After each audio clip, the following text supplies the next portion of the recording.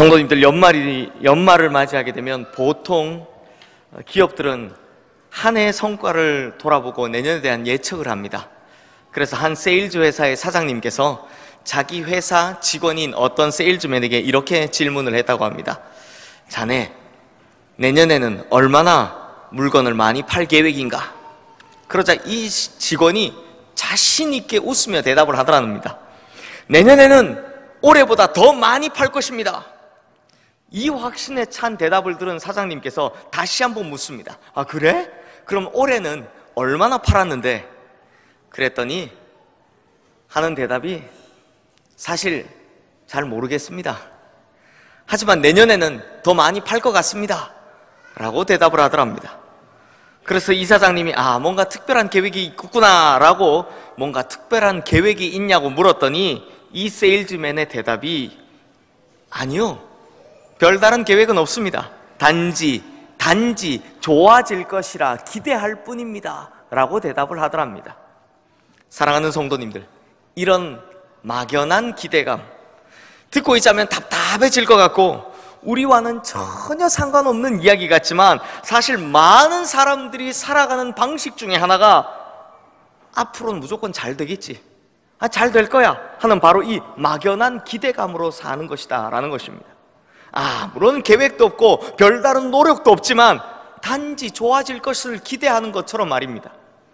하지만 자신의 일생에 진짜 좋은 일이 일어나기를 간절히 소망한다면 우리가 무엇보다 먼저 해야 할 것이, 그 좋은 결과를 위해서 무엇보다 먼저 해야 할 것이 바로 꿈을 꾸고 계획을 세우고 변화를 시도해야 한다는 것입니다. 이 세일즈맨처럼 구체적인 계획이나 대안도 없이 그냥 왠지 무조건 좋아질 것이다 라는 그런 막연한 기대감, 혹은 로또 맞아서 대박 터질 것이다 그런 걸 기다리는 이런 사람에겐 아무런 일도 일어나지 않을 것이고 아무것도 달라지지 않는다라는 것입니다. 그러니 막연하게 기대하며 사는 이런 사람들은 너무나도 소중한 현재라는 시간과 소망을 성취해야 될 그 중요한 미래라는 시간을 동시에 갉아먹고 있는 정말 슬픈 인생을 사는 사람이다라는 것입니다. 반면에 성도님들, 성경에 나온 인물들을 한번 떠올려 보십시오. 성경의 인물들은 분명히 다 특별한 변화를 이룬 사람들입니다. 갈대아 우르에서 우상이나 만들고 있던 아브라함이 믿음의 조상으로 변화되듯이, 미디안 광야에서 도망자로 숨어 살던 모세가 출애굽의 리더로 변화되듯이, 들판에서 양이나 치던 목동 다윗이 이스라엘의 가장 위대한 왕으로 변화되듯이, 갈릴리의 어부로 살던 베드로가 예수님의 수제자로 변화되듯이, 예수 믿는 자를 잡으러 다니던 그 사울이라는 청년이 역사상 가장 뜨거운 복음의 열정을 가진 전도자 사도 바울로 변화되듯이, 이렇게 성경에 나오는 인물들을 보면 하나같이 이전과는 다른 특별한 변화를 일으킨 사람이다 라는 것을 알 수 있습니다. 그렇다면 성도님들, 어떻게 해야 우리에게도 이런 특별한 변화를 가져올 수 있을까요? 맨날 성경에서 보고 혹은 설교에서 듣는 이야기 말고 대체 어떻게 해야 우리의 삶도, 우리도 성경의 인물들과 같은 그런 특별한 변화를 가진 인생을 살 수 있을까요? 그래서 오늘 성경에서 인생의 가장 극심한 변화를 가장 많이 경험한 인물, 바로 요셉. 이 요셉을 통해서 특히 이 요셉의 인생을 관통하는 두 가지 키워드를 통해서 그 비결을 알아가려 합니다. 첫 번째로, 요셉의 인생을 관통하는 첫 번째 키워드는 바로 꿈입니다. 창세기 37장 6절 말씀과 9절 말씀에 보면 요셉은 이 방금 드라마에서 본 것처럼 두 가지의 꿈을 꾸고 난 후에 자기 형들에게 말해주었다라고 합니다.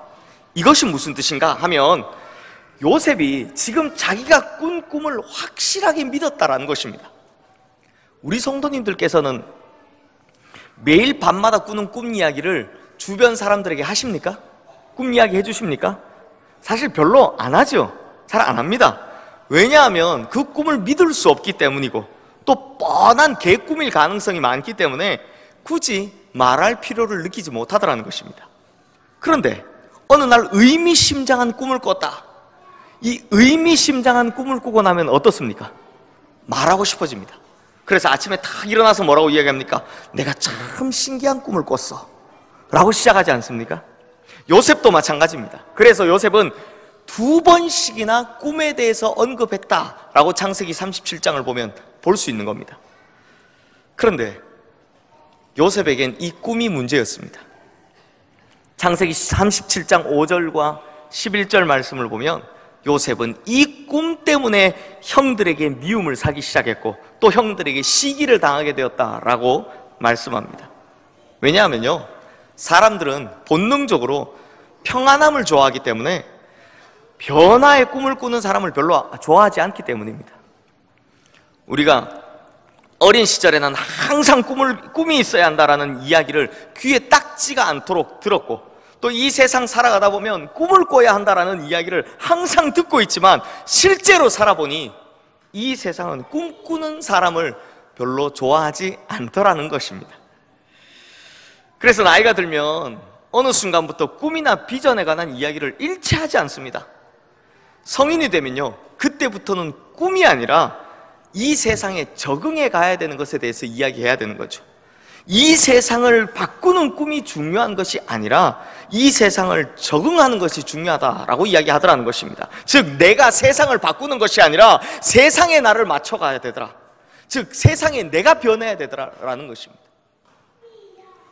현존하는 최고의 리더십 강사라고 불리는 존 맥스웰 목사님께서 쓰신 실패를 딛고 전진하라라는 책에 보면 이런 재미있는 이야기 하나가 나옵니다.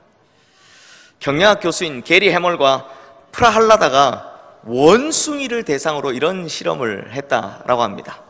한 방에요, 원숭이 4마리를 넣어두고 그 방 중앙에는 꼭대기에 바나나가 매달려 있는 아주 긴 막대기를 세워 놓았다라고 합니다. 그런데 이 바나나를 잡으려고 그 꼭대기까지 올라가면 무게 중심이 쏠려서 바나나를 잡기 직전에 바가지에 한가득 담겨있는 찬물, 이 얼음물을 뒤집어 쓰도록 만들어 놓았다고 합니다. 방 안에 원숭이를 놓아놓았습니다. 4마리를 넣어두었습니다. 시간이 얼마 지나지 않아서 배고픈 원숭이 한 마리가 먹을 것을 얻기 위해 저 바나나를 발견하고 바나나를 향해서 힘차게 올라가기 시작했답니다. 그러나 이 바나나를 딱 잡으려고 하는 순간 어떻게 되겠습니까? 억수같이 퍼붓는 찬물 한 바가지가 이 원숭이를 덮친 겁니다. 완전 흠뻑 뒤집어 쓰고 말았던 것이죠. 그러자 이 원숭이가 캬 하고 비명을 지르고 질겁을 하며 재빨리 이 막대기에서 내려왔고 다시는 바나나를 먹으려고 시도하지 않더라는 겁니다.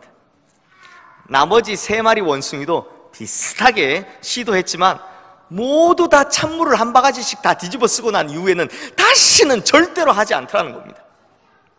그런데 재밌는 이야기는 여기서부터입니다. 이 연구원들이 그 원숭이 중에 한 마리를 꺼내고 새로운 원숭이 한 마리를 그 방에 집어넣어 주었다고 합니다.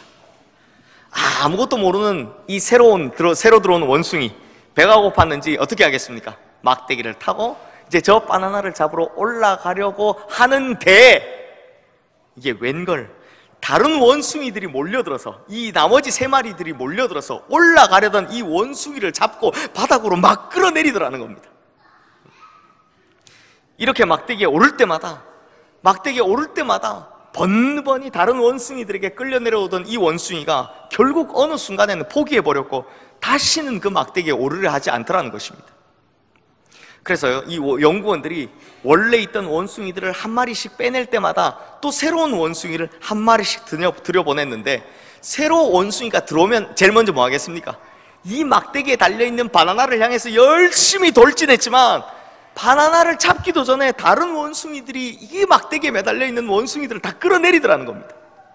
그런데요, 얼마 지나지 않아서 그 방에는 처음 4마리의 원숭이가 다 사라지고 새로운 원숭이 4마리, 즉 한 번도 찬물 세례를 받아본 적이 없는, 그런 경험이 없는 원숭이들로만 채워졌습니다. 그리고 그 찬물 바가지도 치워버렸답니다. 이제 올라가서 잡기만 하면 그 맛있는 바나나를 먹을 수 있는데, 놀랍게도요, 이 원숭이들이 어떤 원숭이 한 마리라도 그 막대기를 타러 올라가려고 하면 다 잡아 끌어내리더랍니다. 그러기 시작하면서부터 한 마리도 그 막대기에 올라가려 하지 않더라는 것입니다. 왜 그래야 하는지 이유도 모른 채, 아니 내가 왜 올라가지 말아야 되는지 이유도 모른 채 그저 다른 원숭이가 올라가면 끌어내리니까 어느 순간 다 포기하고 거기 앉아만 있더라는 것입니다. 사랑하는 성도님들, 우리가 살아가는 이 세상이 이 원숭이의 세상과 비슷합니다. 꿈을 꾸면, 올라가려고만 하면 오히려 다 잡아당기고 끌어내리고 꿈을 꾸기 때문에 고통당하며 비난받기 일쑤더라라는 것입니다. 마찬가지로 요셉은 꿈 때문에 시련을 받았습니다.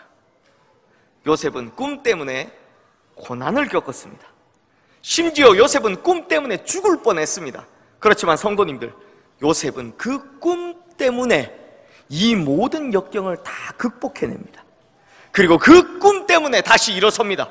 그리고 그 꿈 때문에 다시 미래를 향해서 나아가더라는 것입니다. 그리고 마침내 그 꿈을 이루었다라는 것입니다. 그러므로 꿈의 사람, 비전의 사람은 동시에 어떤 사람이냐? 바로 고난의 사람입니다. 고난의 사람. 역사 속에서 위대한 비전을 두고 이루고 엄청난 꿈을 이루었던 사람들, 그 사람들 중에 단 한 명도 하루아침에 어느 날 갑자기 그렇게 된 사람은 아무도 없습니다. 이들 모두 고난의 긴 여정을 통해서 연단을 받은 후에 정금처럼 나와 마침내 그 꿈을 이룰 수 있었다라는 것입니다. 그러므로 꿈은요, 꿈은 삶을 지탱해 주는 것입니다. 꿈은 고난 중에도 삶을 버티게 해주는 것이다라는 것입니다. 그런데 우리는 어떻습니까? 꿈을 이루기는 원하는데 고난받기는 원하지 않고 있습니다. 마치 아이들이 시험 공부는 하나도 안 하고 시험 점수 100점 맞고 싶은 심보로 우리가 그렇게 신앙생활을 합니다. 꿈을 이루어지는 것은 다 원하지만 그 꿈을 이루기 위한 연단의 과정, 고난의 과정은 결코 원하지 않더라는 것입니다. 그래서 그 꿈이, 죄송한 표현이지만 개꿈으로 변하더라는 것입니다.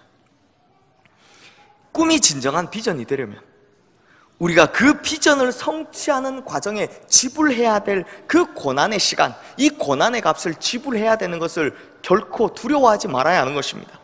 꿈은요, 고난을 지나서 이루어지는 것입니다. 고난 없이 얻어지는 비전은 절대로 존재하지 않기 때문입니다. 그러므로 우리 성도님들, 특별히 이 자리에 함께하고 있는 우리 청년들, 학생들, 아이들, 위대한 꿈을 꾸십시오. 원대한 꿈을 꾸십시오. 그러면 그 꿈이 어떤 힘든 경우에도 여러분의 삶을 지탱해 줄 것이고, 그 꿈이 모든 고난을 이기게 하는 원동력이 되게 해줄 줄로 믿습니다. 두 번째로 요셉의 인생을 관통하는 키워드는 바로 하나님입니다. 성도님들, 그리고 우리 학생들, 이 세상이 말하는 꿈과 성경이 말하는 꿈의 차이점이 뭔지 아십니까? 이 세상이 말하는 꿈과 성경이 말하는 꿈의 차이점. 이 세상이 말하는 꿈은 자기 자신이, 자기 스스로 꾸는 꿈이지만 성경이 말하는 비전과 꿈은 바로 하나님께서 주시는 것입니다. 하나님께서 주시는 것입니다. 오늘 본문을 한번 보십시오. 오늘 본문에 가장 많이 나오는 단어, 가장 중요한 단어가 바로 하나님입니다. 우리 오늘 본문 5절 말씀 함께 읽겠습니다. 당신들이 나를 이곳에 팔았다고 해서 근심하지 마소서, 한탄하지 마소서. 하나님이 생명을 구원하시려고 나를 당신들보다 먼저 보내셨나이다. 또 7절과 8절 말씀도 함께 읽겠습니다. 하나님이 큰 구원으로 당신들의 생명을 보존하고 당신들의 후손을 세상에 두시려고 나를 당신들보다 먼저 보내셨나니, 그런즉 나를 이리로 보내신 이는 당신들이 아니요 하나님이시라. 하나님이 나를 바로에게 아버지로 삼으시고 그 온 집의 주로 삼으시며 애굽 온 땅의 통치자로 삼으셨나이다. 지금 요셉이 뭐라고 말하고 있습니까? 이 모든 것은 내가 한 일이 아니라 다 누가 한 일이라고요? 하나님께서 한 일이다 라고 말씀하고 있습니다. 이 고백하고 있습니다. 이 모든 것은 내가 한 일이 아니라 다 하나님께서 하신 것입니다. 당신들은 나를 팔아넘겼지만, 심지어 당신들은 나를 죽이려 했지만, 이 모든 일은 당신들이 한 것이 아닙니다. 이 모든 것은 다 하나님께서 하신 것입니다. 그래서 오늘 우리의 가족을 돌볼 수 있도록, 도울 수 있도록, 그래서 하나님의 백성을 보존할 수 있도록 하나님께서 섭리하신 것입니다 라고 고백하고 있는 것입니다. 성도님들, 이런 관점을 섭리사관이라고 합니다. 섭리사관이란 우리가 경험하는 그 어떤 일조차도 다 하나님께서 자신의 뜻을 이루기 위해, 하나님의 선하심을 이루기 위해 허용하신 것이다 라는 관점입니다. 아주 쉽게 설명드리자면 좋은 일이든 나쁜 일이든 그 모든 일들 다 하나님께서 이 모든 일을 진행하셨다라고 믿는 것이 바로 섭리사관이다라는 것입니다. 성경에 나오는 요셉의 드라마 마지막 부분에도 이런 고백을 볼 수 있습니다. 분명히 요셉은 형들을 용서했음에도 불구하고 이 아버지 야곱이 죽자 형제들이 와서 아버지가 이제 돌아가셨으니까 이제야 요셉이 우리에게 마음껏 복수하겠다 라고 생각해서 요셉을 두려워하며 엎드려 절하는 장면이 나옵니다. 그때 요셉이 하는 말이 창세기 50장 20절 말씀인데요, 제가 정말 좋아하는 말씀입니다. 여기에도 똑같이 하나님의 섭리사관이 드러나 있습니다.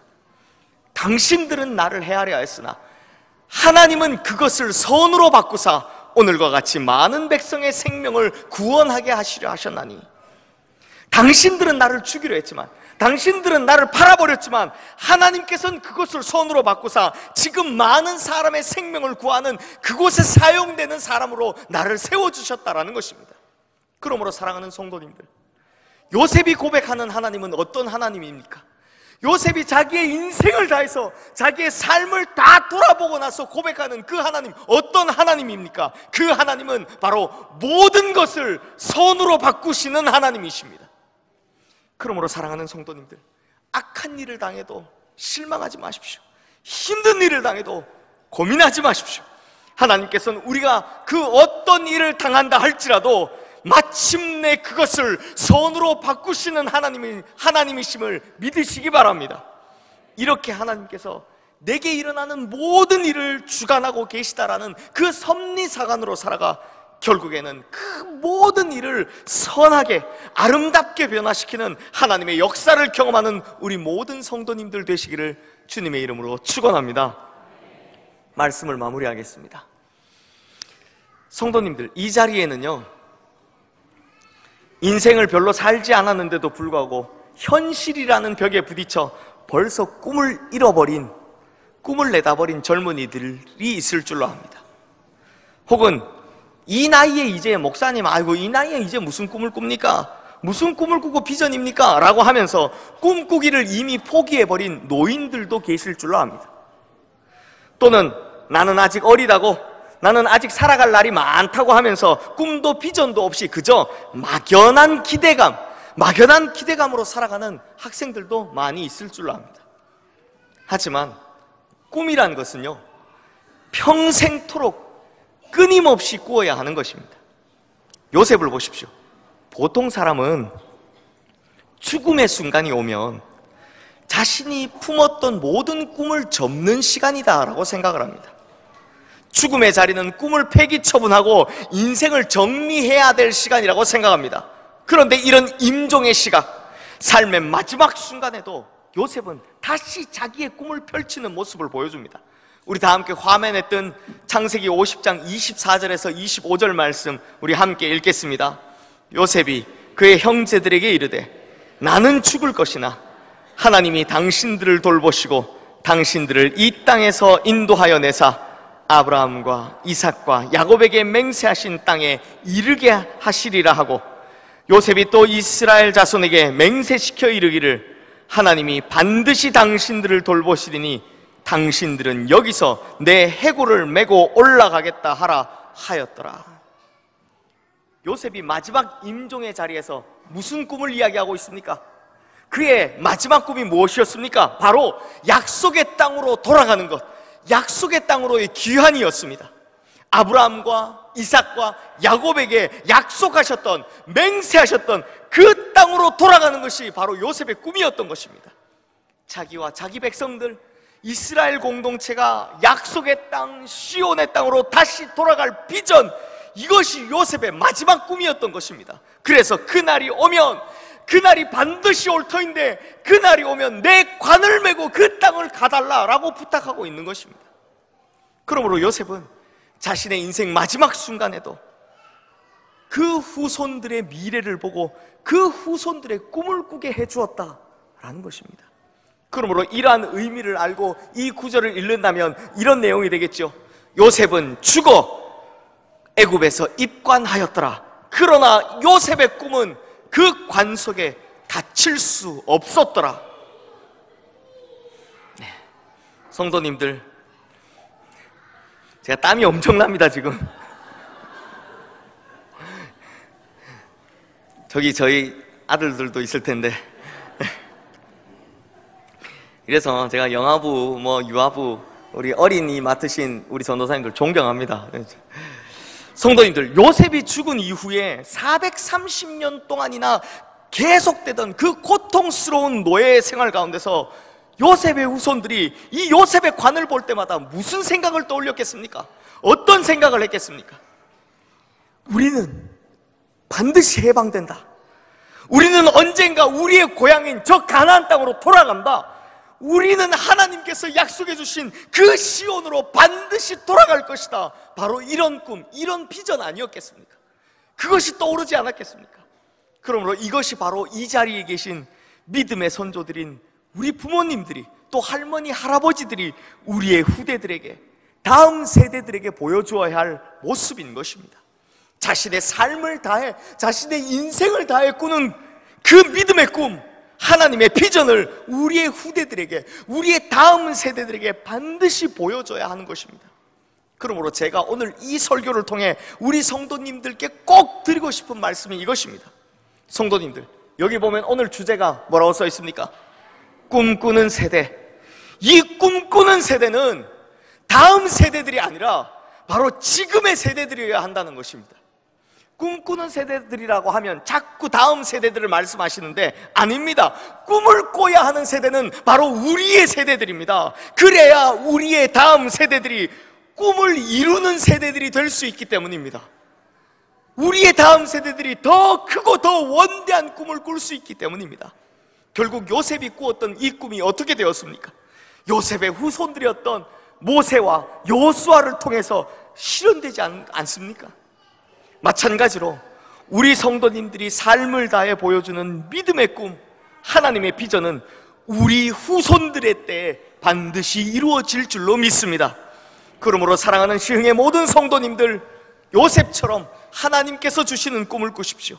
어떤 고난 가운데서도, 어떠한 형편 가운데서도 믿음으로 부여잡은 그 꿈을 절대로 포기하지 마십시오. 자녀들을 위한 위대한 꿈을 꾸시고 교회 안의 믿음의 후대들을 위한 원대한 꿈을 꾸십시오.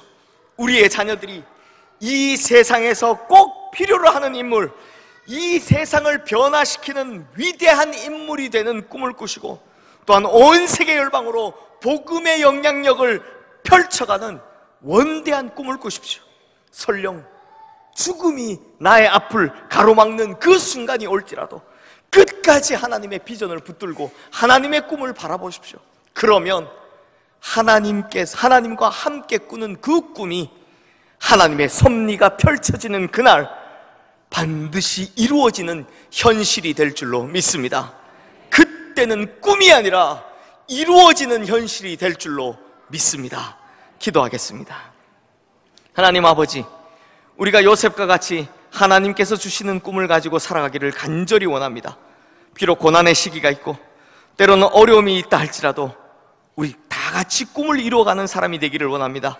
그러므로 우리 모두가 하나님의 꿈을 꾸게 하시고 하나님과 함께 그 꿈을 이루어가는 사람들이 다 되게 하여 주시옵소서. 특별히 이 자리에 함께한 우리의 다음 세대들이 이 시대의 요셉과 같은 인물들이 될 수 있도록 주님께서 특별한 꿈을 부어주시고, 또한 꿈을 포기해버린 젊은이들에겐 다시 한번 꿈을 꿀 힘과 능력을 더하여 주시며, 또한 우리 기성세대들은 다음 세대들이 이루어줄 놀라운 꿈을 꾸게 하여 주시옵소서. 우리의 꿈과 비전의 주인 되신 우리 주 예수 그리스도 이름으로 기도드리옵나이다. 아멘. 다 같이 일어나셔서 봉헌